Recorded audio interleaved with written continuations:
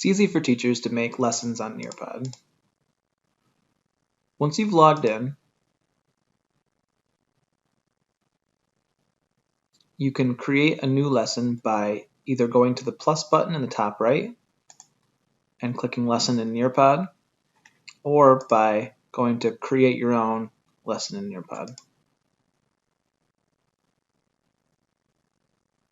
That will take you to the Nearpod construction area, and you'll see that once there you can add things in 3 easy ways. You can upload files that you already have on your computer, like slides or PDF files. You can pull these files from your Google Drive, Dropbox, from Microsoft, or upload them directly from your computer.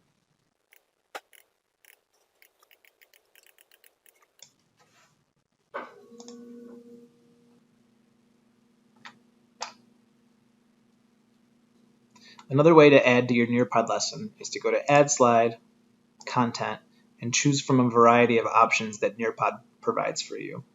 You can add videos, build slides right in Nearpod, add websites, pull in vocabulary videos, 3D models, PhET simulations, virtual field trips, a graphing calculator, and much more.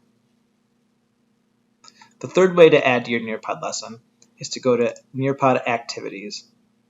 Each Nearpod activity provides a different way for students to interact with the Nearpod lesson, whether you're hosting the lesson live or providing it as a student-based option.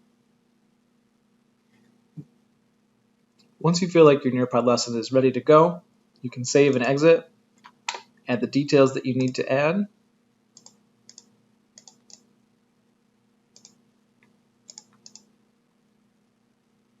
and now your lesson is ready for hosting.